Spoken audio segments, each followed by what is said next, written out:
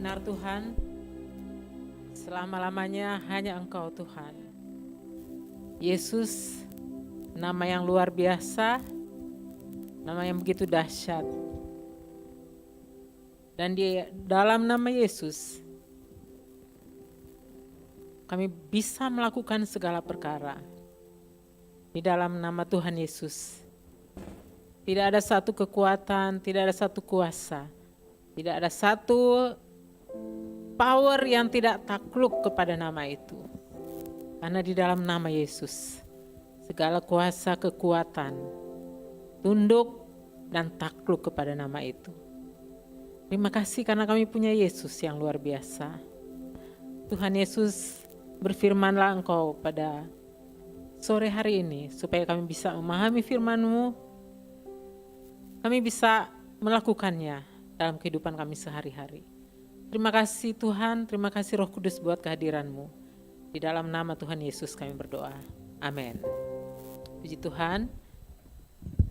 Silahkan duduk.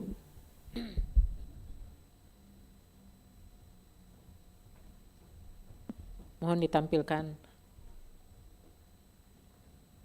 judul khotbah saya pada sore hari ini adalah sukacita di dalam situasi sulit. Happiness. Temanya itu adalah ujian iman yang akan membawa kita ke dalam kedewasaan. Dan saya beri judul happiness atau sukacita di dalam situasi sulit. Biasanya kita tuh bersukacita atau bergembira kalau apa saudara? Gajian. Kalau naik gajinya, senang ya? Tahun 2024 siapa yang naik gajinya? Angkat tangan. Ada yang naik gajinya? Senang pasti ya kalau gajinya naik. Kita akan sangat bergembira kalau kita pas acara Natal atau acara apa, biasanya kan ada door prize. Kita dapat door prize. Waktu lalu, waktu acara Natal para pendeta, di situ ada door prize. Door prize-nya itu adalah kalau nggak salah tanggal berapa ya? Tanggal 5 Desember ya, Ibu Mauli. 5 Desember ya. Door prize-nya itu Yamaha ya, sepeda motor Yamaha kalau nggak salah. Yang harganya lumayan gede, 23 jutaan. Ya seperti itu. Dan itu door prize-nya saudara. Ada HP, ada macam-macam, dan semua tuh berharap dari ada 100-an lebih pendeta-pendeta berharap supaya semoga saya bisa dapat door prize, grand prize, yaitu sepeda motor. Tapi ternyata yang lain yang sudah berdoa, ada yang bilang saya sudah doa puasa supaya bisa dapat grand prize. Tahu-tahu yang dapat grand prize seorang yang tidak bisa bawa sepeda motor. Siapa namanya? Ibu Pendeta Elselim, saudara. Beliau yang dapat grand prize. Jadi berapa hari sesudah itu Om Simon ambil di Yamaha, di toko Yamaha yang ada di sebelah gereja kita ini. Senang karena apa? Tante Elsa bilang, waduh saya enggak pernah nyangka. Saya kayak mimpi katanya karena senang banget dapat grand prize. Kita kalau dapat undian seperti itu senang sekali. Kemudian kalau kita ketemu pacar yang kita idam-idamkan atau seseorang yang naksir kepada seseorang, kemudian waktu dia kira-kira mau enggak dia ya, mau enggak ya dia. Kemudian waktu pria itu datang, dia mengungkapkan isi hatinya, dia udah deg-degan, mau enggak. Dan wanita itu katakan yes, waktu dia katakan yes, happy banget. Kita bergembira, bersukacita di dalam situasi-situasi seperti itu. Suami naik jabatan, naik pangkat, kita senang. Penghasilan kita memperoleh keuntungan, kita semua senang. Tapi bagaimana dalam kondisi-kondisi sulit? Ketika tiba-tiba usaha kita bangkrut. Ketika tiba-tiba anak kita sakit. Ketika tiba-tiba suami kehilangan pekerjaan. Bukan hanya kehilangan pekerjaan, mungkin dipecat dari jabatannya, dikeluarkan dari pekerjaannya. Bagaimana sikap kita menghadapi masa-masa sulit seperti itu? Bagaimana ketika pacarnya memutuskan hubungan? Atau bagaimana ketika suami atau istri meninggal dunia? Atau ketika mereka pergi dengan orang lain? Bagaimana hati kita menghadapi kondisi sulit seperti itu? Atau bagaimana ketika harusnya kita harus bayar uang kuliah, tapi orang tua nggak punya uang untuk bayar uang kuliah? Tentu kita merasa sedih.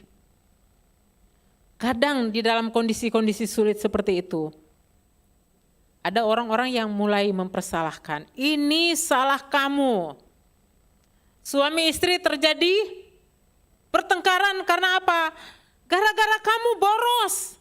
Kalau kamu nggak boros, kita tidak akan bangkrut seperti ini. Kemudian istri mulai mempersalahkan suami. Ini gara-gara kamu.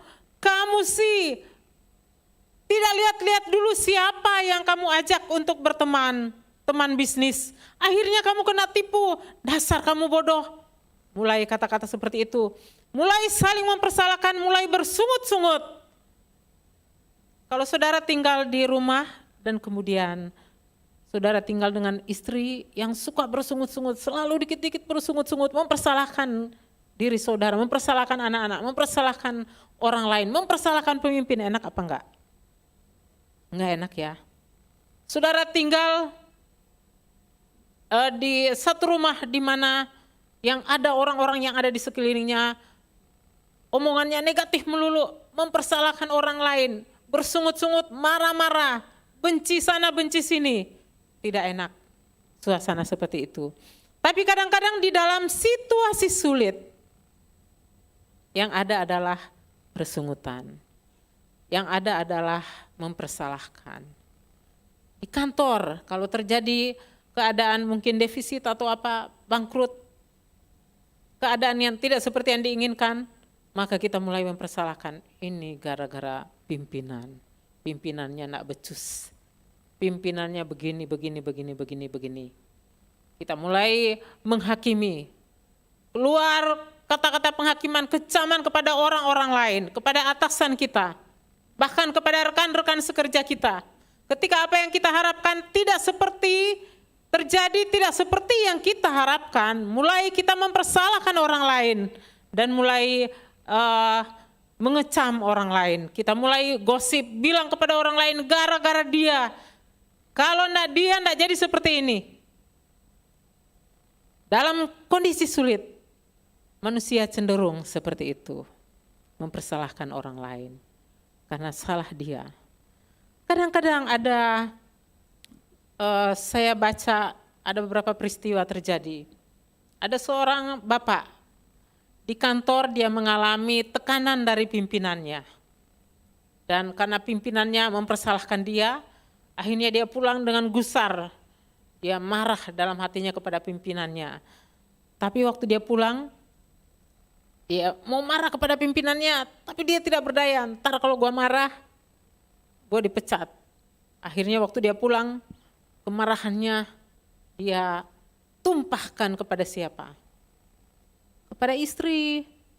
Tidak heran banyak kita dengar istrinya kena tonjok sana, tonjok sini, ditampar. Karena apa? Karena kekesalannya kepada pimpinan di mana dia tidak bisa balas kepada pimpinan. Jadi dia lampiaskan kepada istrinya, babak belur istrinya. Kemudian waktu dia pergi lagi ke kantor, istrinya marah kepada suaminya, gue pengen balas, tapi gue nggak berdaya, gue lemah nggak berdaya. Pas anaknya lewat, anaknya jatuhkan mungkin air minum, wah di situ kemarahannya tumpah, dia pukul anaknya, dia hantam anaknya dimaki-maki. Karena apa? Karena dia menumpahkan kebenciannya, kemarahannya kepada anaknya. Kecenderungan manusia menumpahkan kemarahan kepada orang yang lemah. Anak-anak tidak bisa balas. Akhirnya dia tumpahkan kekesalannya, rasa tidak puasnya kepada anaknya. Dan akibatnya saudara apa? Rumah menjadi seperti neraka bagi anak-anak.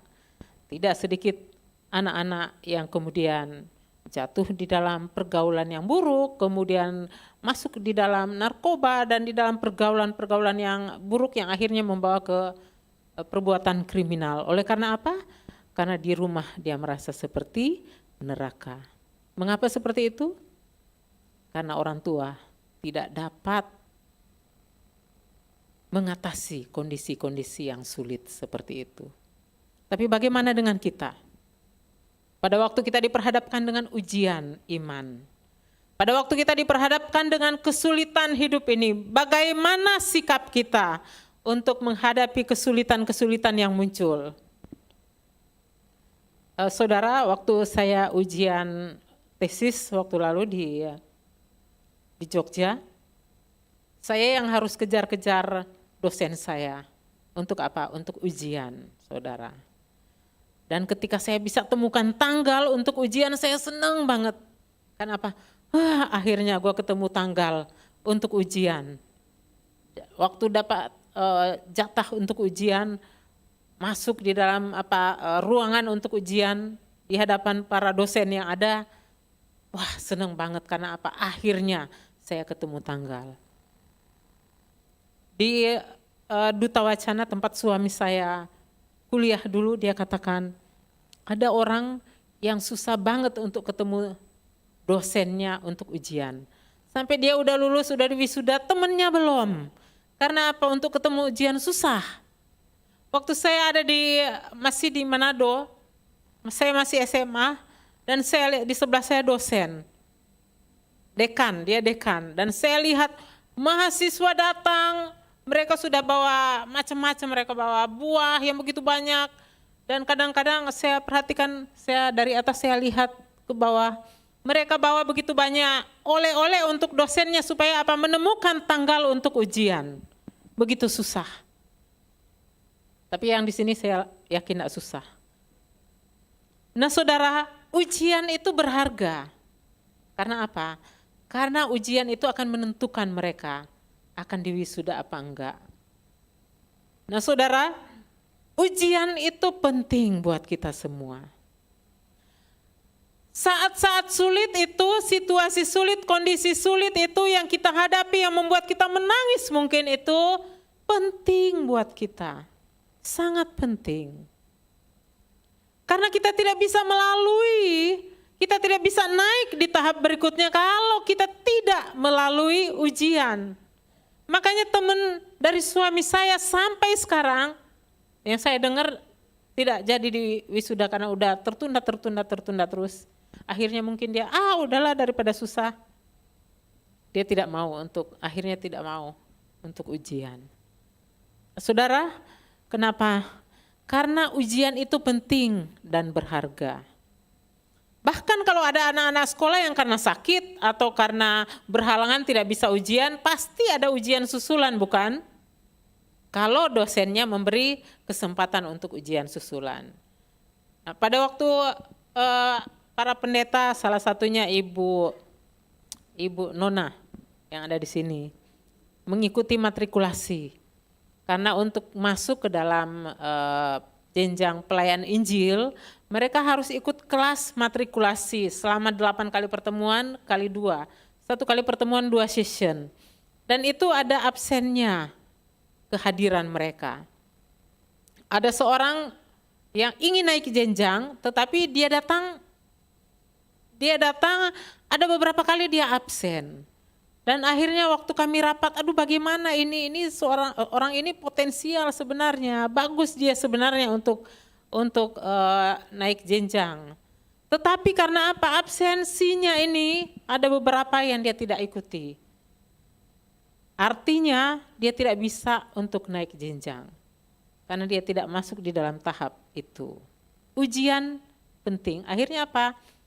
Waktu pelantikan kemarin, di Rakerda yang ada di Puncak, akhirnya ada yang tidak bisa dilantik karena apa? Dia tidak bisa datang untuk itu. Nah, itu merupakan ujian untuk dia bisa melewati tahap ini. Kalau itu tidak dilewati, maka dia tidak bisa naik jenjang, namanya naik jenjang. Nah puji Tuhan Ibu Nona setia, sehingga dia salah satu yang kemudian dilantik sebagai pelayan Injil. Mari kita beri tepuk tangan untuk kesetiaan, konsistensi Ibu Nona ya. Dia rajin hadir, semua session dia ikuti. Seperti itu. Jadi saudara, kalau kita menghadapi tantangan, menghadapi masa-masa yang sulit, yang buat orang lain itu tidak ada alasan untuk kita bersuka cita. Tapi firman Tuhan katakan di dalam Yakobus 1 ayat 2, next. Saudara-saudaraku, anggaplah sebagai suatu kebahagiaan apabila kamu jatuh ke dalam berbagai-bagai pencobaan. Yang benar ini, masa sih orang bangkrut, orang mengalami apes katanya orang lain, masa disuruh berbahagia anggap sebagai suatu kebahagiaan? Enggak salah.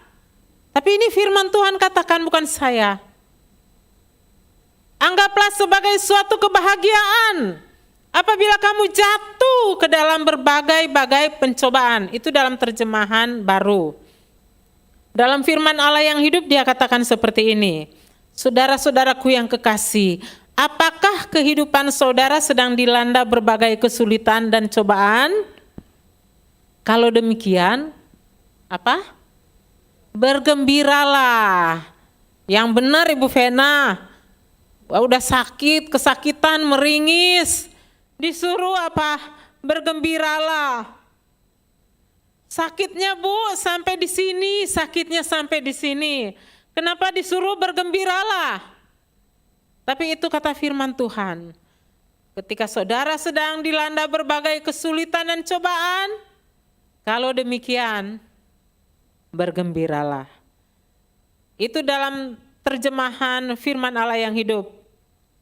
Kalau di dalam terjemahan BIMK ditulis seperti ini, kalau kalian mengalami bermacam-macam cobaan, hendaklah kalian merasa apa saudara? Beruntung. Yang benar. Menghadapi cobaan kok dikatakan beruntung. Yang beruntung itu kayak Ibu Else dapat grand prize. Yang beruntung itu yang dapat pacar. Yang beruntung itu yang diwisuda, bukan yang fail.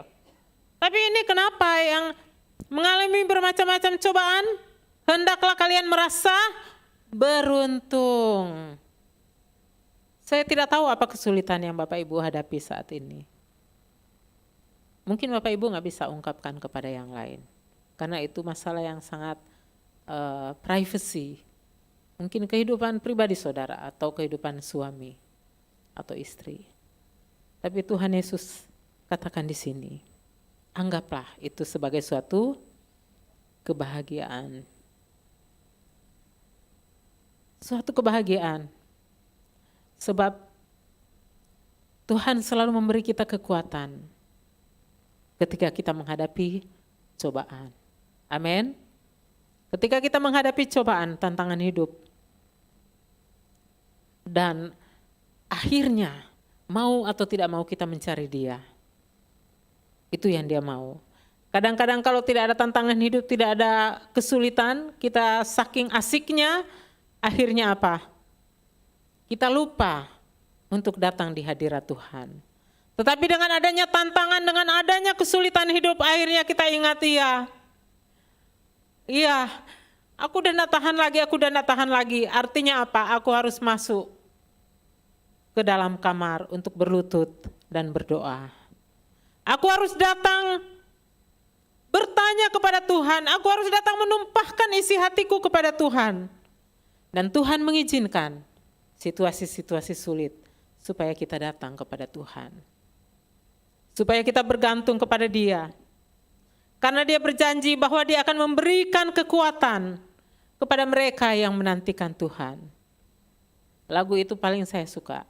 Yang menantikan Tuhan dibarui kuatnya, terbang tinggi seperti Raja Wali, berlari tapi tidak lelah, berjalan tetapi tak letih, ajarku menanti Tuhan. Dalam kitab Yesaya dikatakan, orang-orang muda menjadi lelah.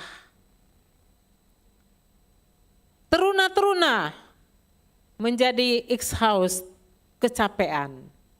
Tetapi orang-orang yang menantikan Tuhan dibaharui kekuatannya hari demi hari. Itu sebabnya firman Tuhan mengatakan, saudara-saudaraku, anggaplah sebagai suatu kebahagiaan apabila kamu jatuh ke dalam berbagai-bagai pencobaan. Kalau kita dilanda berbagai kesulitan dan cobaan, bergembiralah. Kalau kita mengalami bermacam-macam cobaan, kita harus merasa beruntung. Karena apa? Karena ketika kita datang kepada Tuhan, kita akan melihat kekuatan yang bukan berasal dari diri kita sendiri, tapi berasal dari Tuhan. Saya pernah mengalami saat di mana kami benar-benar kekurangan uang, maksudnya untuk kehidupan kami sehari-hari. Saat ketika suami kehilangan pencariannya, pekerjaannya. Dalam keadaan seperti itu, masa yang sangat sulit bagi saya, ada sekitar 5-6 tahun, saudara. Dan di dalam saat itu, kalau saya memandang ke belakang, saya merasa beruntung. Karena dalam saat-saat seperti itu saya melihat bagaimana Tuhan membaharui kekuatan saya hari demi hari. Setiap hari ketika saya mau datang ke tempat ini, saya mesti berlutut sekitar hampir 2 jam. Saya menangis di situ, saya bilang saya nggak mampu Tuhan, saya nggak kuat untuk datang, nggak punya kekuatan apapun, apalagi nggak ada uang. Dalam keadaan seperti itu, saya melihat, sesudah saya berdoa dan saya rasa hati plong, tiba-tiba dipenuhi sukacita, nggak punya apa-apa dipenuhi sukacita, dan saya bisa datang melakukan pekerjaan hari-hari yang ada dengan apa? Dengan penuh sukacita. Karena apa? Karena Tuhan membaharui kekuatan saya hari demi hari. Tuhan mencukupkan keperluan kami hari demi hari. Pada waktu kami kuliah di Malang, suami juga waktu itu sudah tidak kerja, saya juga nggak kerja, kami dua-duanya kuliah. Saya sudah punya anak, ada David tadi yang main musik, dua-duanya, David dan Leon. Ya, Leon masih baby, saudara. Dalam keadaan seperti itu, nggak punya dana, tapi kami datang dengan iman. Kami bilang kami mau hidup dengan iman, bahwa Tuhan itu hidup.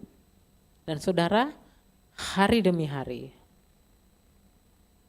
Kadang-kadang bukan hari demi hari, kadang-kadang makan pagi beriman, makan siang berdoa, makan malam berdoa, dan Tuhan selalu cukupkan.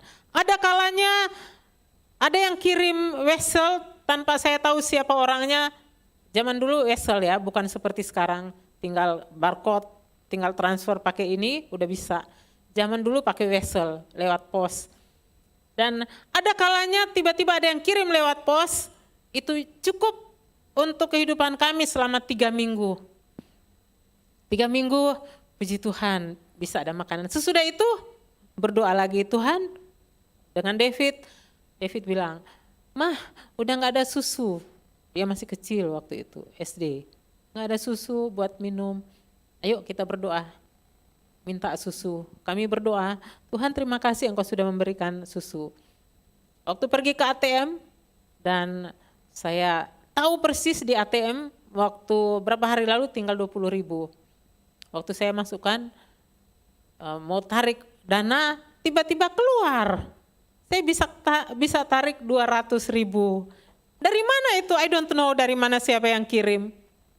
Dan David katakan, Mah, Tuhan Yesus langsung kirim di situ ya Mah. Waktu itu dia masih kecil jadi dia gak ngerti. Wah, Tuhan Yesus langsung kirim. Karena kami doa sama-sama minta. Jadi dia lihat, langsung dikirim di situ. Iya, Tuhan Yesus kirim.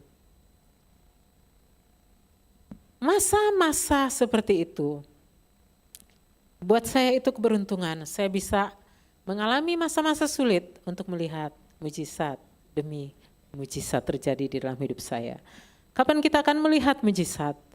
Kalau saudara baik-baik aja, fine-fine aja. Kalau saudara tidak ada tantangan, tidak ada ujian, tidak ada kesulitan, saudara nggak bisa lihat mujizat. Bagaimana cara untuk melihat mujizat? Dan saudara naik jenjang, naik, next, upgrade, next level. Caranya adalah dengan merasa beruntung ketika saudara diperhadapkan dengan kesulitan hidup. Amin. Dia memberi kita kekuatan seperti burung Raja Wali. Dia tidak pernah tinggalkan saya dan saudara. Dalam banyak sekali kesulitan, tantangan yang saya hadapi. Ketika rasanya udah mentok dan tidak ada jalan keluar, saya datang kepada Tuhan dan saya katakan, Tuhan, ketika saya datang ke Jawa, saya sudah buat satu perjanjian dengan Engkau, bahwa aku akan datang mentaati Engkau, tapi saya waktu itu buat deal dengan Engkau, yaitu, oke Tuhan, aku akan datang mengikuti panggilan-Mu, tapi ada satu permintaan saya, yaitu sertai aku Tuhan dimanapun aku berada. Jangan pernah tinggalkan aku sekalipun. Dalam keadaan situasi yang paling sulit, sangat sulit, saya berlutut, saya bilang, Tuhan, Engkau sudah berjanji. Aku sudah ikuti keinginan-Mu. Dan Engkau punya janji kepada saya, yaitu aku akan menyertai Engkau senantiasa sampai kepada akhir zaman. Janji itu adalah janji kepada saya dan kepada saudara semua yang ada di sini. Itu sebabnya saya selalu berlutut dan saya bilang, Tuhan, kalau Engkau ada dalam situasi sulit ini, maka bagi Engkau tidak ada yang mustahil. Seperti membalikkan telapak tangan, karena Engkau hadir. Makanya saya katakan ketika situasi yang ada di sekeliling seolah-olah mengatakan nonsen, tidak mungkin ada jalan keluar. Saya langsung ingatkan dia terhadap janjinya. Engkau berkata bahwa Engkau sekali-kali tidak akan pernah meninggalkan aku. Engkau sudah berjanji, Engkau akan menyertai aku selama-lamanya. Dan selalu saya melihat, karena dia ada, maka segala sesuatu dia bisa ubahkan. Tidak ada yang mustahil bagi Tuhan. Sebesar apapun kata orang, tidak pernah ada yang mustahil. Dan kita tahu di dalam firman Tuhan, Tuhan katakan waktu dia akan naik ke surga, aku tidak akan meninggalkan kamu yatim piatu, tapi aku akan memberikan kepadamu seorang penolong yang lain. Dia adalah Roh Kudus yang menyertai kita selama-lamanya, yang tidak pernah meninggalkan kita. Kadang kita tidak bisa lihat dengan mata kita, tapi kita tahu dengan mata hati kita, dengan mata rohani kita, kita tahu persis bahwa Roh Kudus ada menyertai kita. Itu sebabnya ketika menghadapi bermacam-macam cobaan, hendaklah kita merasa beruntung. Hendaklah kita merasa bergembira dan kita menganggap sebagai suatu kebahagiaan karena tantangan yang kita hadapi saat ini. Next. Sebab kamu tahu bahwa ujian terhadap imanmu itu menghasilkan ketekunan. Alasannya kenapa kita bergembira, kita lihat kepada tujuan akhir dari ujian iman itu. Ujian iman ini menghasilkan ketekunan. Ujian terhadap iman kita itu menghasilkan ketekunan. Dalam terjemahan firman Allah yang hidup, karena jika jalan kehidupan itu sulit, kesabaran saudara memperoleh kesempatan untuk tumbuh Justru di dalam jalan kehidupan yang sulit, maka kesabaran saudara itu bisa ada kesempatan untuk apa saudara? Tumbuh. Kadang-kadang kesabaran kita tuh harus diuji saudara. Saya pikir tidak ada mata kuliah di sekolah teologi yang mengajarkan tentang kesabaran. Dan ketika dia selesai belajar tentang kesabaran atau ketabahan, maka dia langsung lulus. Dapat nilai A atau nilai A+. Tidak ada, saudara. Karena apa? Karena kesabaran itu hanya bisa melalui jalan hidup yang sulit, masa-masa yang sulit, baru kita bisa menjadi sabar. Itu sebabnya kalau ada tantangan yang datang, ujian terhadap iman kita, kesulitan, itu sebenarnya kesempatan untuk menumbuhkan kesabaran di dalam diri kita. Kadang-kadang justru dengan ujian hidup seperti itu yang saya katakan mulai kan bersungut-sungut, mempersalahkan orang lain, ini gara-gara lu. Kalau enggak lu, enggak jadi seperti ini. Ini kesalahan dia. Ini dia yang salah. Dia yang tanda tangan, makanya jadi seperti ini. Mempersalahkan orang. Tetapi ketika saudara tahu bahwa itu kesempatan yang Tuhan izinkan terjadi dalam diri saudara, supaya apa?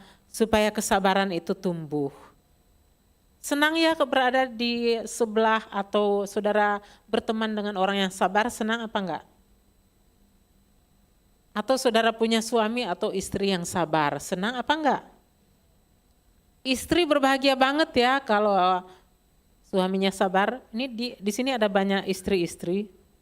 Di sampingnya suaminya, kalau suaminya sabar senang banget. Ya, kalau ada masalah suaminya sabar banget. Anak-anak ada masalah datang ke mama papa, suaminya sabar banget menghadapinya. Memberi jalan keluar, nasihat dengan penuh kesabaran, pasti kita semua senang. Berada di sebelah atau di sekeliling orang yang sabar itu rasanya nyaman sekali. Ya, karena apa? Karena orang itu sabar. Salah satu buah roh itu adalah kesabaran. Kita semua di sini yang Tuhan inginkan adalah kita semua menjadi orang-orang yang sabar.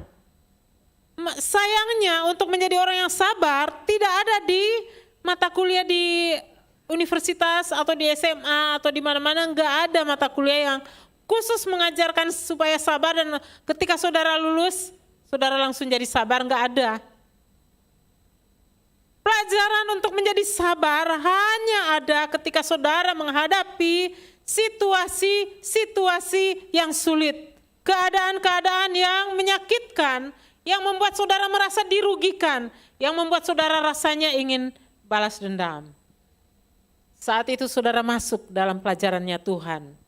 Tuhan langsung mengajarkan kepada kita untuk kesempatan untuk membiarkan kesabaran itu tumbuh dan berakar di dalam diri saudara.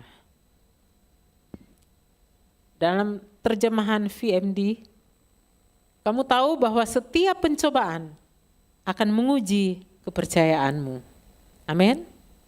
Ketika saudara diperhadapkan dengan pencobaan, sebenarnya sedang diuji kepercayaan saudara. Apakah saudara tetap tangguh, tetap berdiri kepada kepercayaan saudara, atau saudara kemudian goyah, bergeser, dan kemudian dalam keadaan goyah seperti itu, kemudian ada seorang yang datang melamar saudara, tetapi dia minta supaya saudara meninggalkan iman saudara. Saudara tetap goyah. Tapi kalau saudara lihat di infotainment, ya, ada seorang yang dulunya Yesus Kristus. Sekarang karena menghadapi masalah sulit, ada orang yang datang, kemudian dia tinggalkan imannya, dan kemudian sekarang dia menyatakan diri sebagai orang yang tidak percaya kepada Yesus. Tidak bisa sabar. Dia meninggalkan kepercayaannya. Artinya fail di dalam ujian iman. Tapi di sini dikatakan setiap pencobaan akan menguji kepercayaanmu. Dan ketika saudara menghadapi itu dengan satu keyakinan bahwa Tuhan izinkan ini terjadi untuk membentuk aku. Itu membuat kamu sabar. Itu akan menolong kita supaya kita makin menjadi orang yang sabar. Dan orang lain akan diberkati dengan buah yang saudara hasilkan, yaitu kesabaran. Sebab kalian tahu dalam BIMK, terjemahan BIMK, sebab kalian tahu kalau kalian tetap percaya kepada Tuhan pada waktu mengalami cobaan, akibatnya ialah kalian menjadi tabah. Caranya untuk menjadi tabah yaitu, enggak ada cara lain Bapak Ibu Saudara sekalian. Enggak ada cara lain. Kalau dulu saya termasuk orang yang sangat tidak sabaran. Ya. Apalagi kalau papa saya tuh sangat memanjakan saya. Dikit-dikit ke papa, ke mama, ke papa. Apa-apa manja banget saudara. Tetapi ketika saya kehilangan mereka dan dipaksa untuk belajar menghadapi mandiri kehidupan ini, akhirnya saya harus belajar untuk tangguh menghadapi kesulitan hidup ini. Jadi kadang-kadang ada seorang psikolog yang katakan kepada orang tua katanya jangan terlalu manja anak-anaknya. Karena kalau terlalu dimanja mereka tidak akan belajar untuk menjadi tangguh. Kalau mereka berhadapan dengan kesulitan, orang tua jangan berusaha menolong supaya mereka bisa melewati kesulitan. Biarkan mereka menemukan solusi sendiri. Itu kata dari psikolog. Supaya apa? Supaya mereka menjadi tangguh katanya. Tapi kalau dalam firman Tuhan, supaya kalian menjadi tabah. Kalau kalian tetap percaya kepada Tuhan dalam menghadapi cobaan, akibatnya saudara akan menjadi orang-orang yang tabah. Dalam bahasa Inggris, long suffering, artinya tahan menghadapi kesulitan yang panjang untuk waktu yang panjang. Kadang-kadang ada yang katakan, saya sudah berdoa bertahun-tahun, tapi kenapa sampai sekarang gak dijawab oleh Tuhan? Tuhan izinkan terjadi supaya kita menjadi tabah. Long suffering, penderitaan yang panjang, bukan hanya 1 tahun, bukan hanya 2 tahun, bukan hanya 3 tahun. Penderitaan ini dari dulu saya sudah berdoa, sudah bertahun-tahun, udah belasan tahun sampai sekarang belum dijawab oleh Tuhan. Artinya apa? Tuhan izinkan supaya kita menjadi tabah, menjadi tangguh menghadapi berbagai kesulitan hidup. Saya percaya semua kita yang hadir di sini adalah orang-orang yang tangguh, yang tabah dan yang sabar. Amin. Next. Dan biarkanlah ketekunan itu memperoleh buah yang matang, supaya kamu menjadi sempurna dan utuh dan tidak kekurangan suatu apapun. Itu dalam terjemahan baru, dalam firman Allah yang hidup. Sebab itu biarkanlah kesabaran saudara tumbuh dan janganlah melarikan diri dari persoalan yang saudara hadapi. Jangan melarikan diri. Pernah mengalami seperti itu? Di satu tempat karena saudara tidak tahan, saudara melarikan diri, pergi ke tempat yang lain. Waktu saya baru menikah, saya tinggal di rumah mertua, bantu-bantu mertua. Mereka punya usaha, jadi saya bantu-bantu di sana.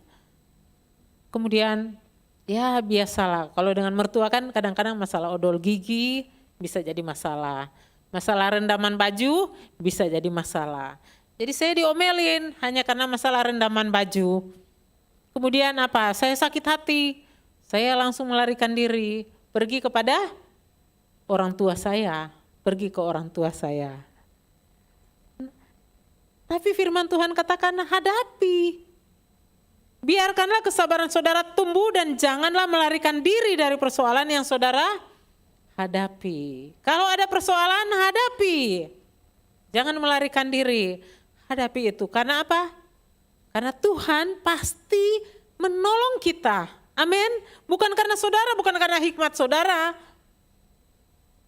Kalau saudara baca terus kitab Yakobus itu, bagi mereka yang kekurangan hikmat, mintalah hikmat.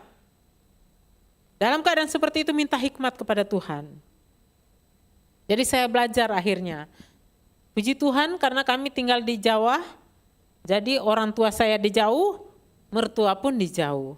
Kalau ada cekcok sedikit, saya tidak bisa melarikan diri pergi ke rumah orang tua saya.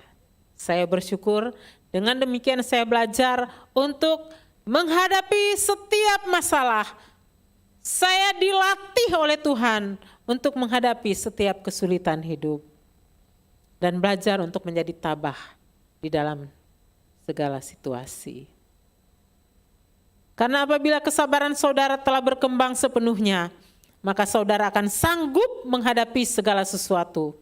Saudara akan berwatak kuat tanpa celah atau kekurangan suatu apapun. Orang kalau mau kuat tubuhnya, bugar, katanya harus exercise, olahraga. Kalau bisa di gym. Kalau enggak bisa jalan kaki. Minimal berapa langkah? Ada yang tahu berapa langkah minimal? 6.000 atau 9.000 langkah. Kalau saudara punya jam itu yang ada langkah, menghitung langkah itu bagus. Nah di situ 6.000 atau 9.000 langkah itu bagus katanya. Tulangnya akan menjadi kuat. Tapi kalau saudara banyak duduk, tidak banyak olahraga, tidak praktis, maka tidak praktis maksudnya tidak olahraga, tidak jalan kaki, maka katanya pada waktu umur berapa, maka tulangnya akan menjadi rapuh karena tidak terlatih, tidak kuat, tidak dilatih. Jadi saudara sebenarnya masalah persoalan hidup, kesulitan hidup itu adalah olahraga yang sangat baik untuk rohani kita. Supaya kita menjadi orang-orang yang kuat. Tidak gampang jatuh. Tidak gampang menyerah. Tetapi kita menjadi orang-orang yang kuat. Oleh karena apa? Oleh karena sudah dilatih. Pada waktu di dalam kitab Daniel, Sadrak, Mesak, dan Abednego, mereka orang-orang yang sudah terlatih dan kuat. Ketika mereka diperhadapkan untuk menyembah patung yang didirikan oleh Nebukadnezar. Dan mereka dipaksa untuk menyembah. Dari ratusan ribu manusia yang sudah menyembah kepada berhala itu, kepada patung itu, hanya Sadrak, Mesak, dan Abednego yang tetap berdiri. Mereka tidak menyembah. Mereka orang-orang yang kuat menghadapi situasi yang paling sulit. Sekalipun mereka harus mati. Sadrak, Mesak, dan Abednego katakan,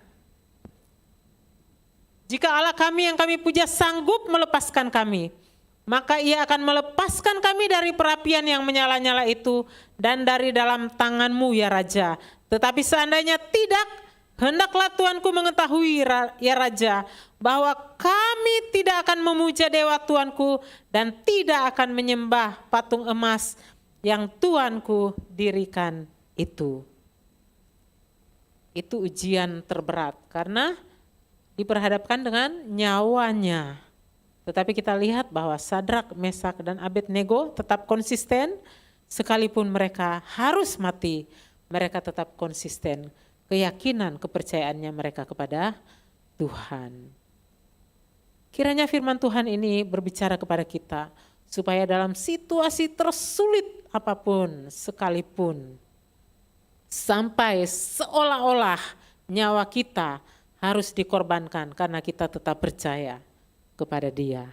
Tapi kita tetap akan berdiri dan katakan, Tuhan, aku memilih untuk tetap percaya kepada Engkau. Tuhan, aku memilih untuk tetap mengandalkan Engkau. Tuhan, aku memilih untuk menyerahkan hidupku kepada Engkau. Amin. Bapak Ibu, kesulitan apa yang Bapak Ibu sedang hadapi saat ini? Mari kita datang kepada Dia dan bersyukur. Kalau ada kesulitan yang sedang Bapak Ibu hadapi, naikkan ucapan syukur. Tuhan terima kasih, karena aku akan melihat mujizat-Mu. Tuhan terima kasih, karena Engkau sedang membentuk aku untuk menjadi orang yang tangguh, orang yang tabah, orang yang sabar. Tuhan terima kasih, karena ujian yang berarti, ujian yang penting yang Engkau berikan ini, supaya aku sanggup menghadapi kehidupan ini. Dan ketika saudara menjadi orang-orang seperti itu, saudara akan menjadi berkat bagi banyak orang. Akan ada banyak orang yang akan tertolong oleh karena ketabahan saudara, oleh karena kesabaran saudara. Mujizat akan terjadi. Sadrak, Mesak, Abednego menjadi orang-orang yang sangat dibutuhkan pada zaman itu, karena mereka orang-orang yang sudah tangguh, tabah di dalam menghadapi kesulitan hidup. Saya undang WL dan pemusik, kita akan nyanyikan pujian Engkau ada bersamaku di setiap musim hidupku. Apapun masalah, tantangan yang saudara sedang hadapi saat ini, anggaplah itu sebagai suatu kebahagiaan. Karena apa? Karena Tuhan yang ada bersama saudara, Dia akan memberikan jalan keluar bagi saudara. Dia akan menolong, memberi kekuatan kepada kita untuk menghadapinya. Engkau ada bersamaku di setiap musim hidupku.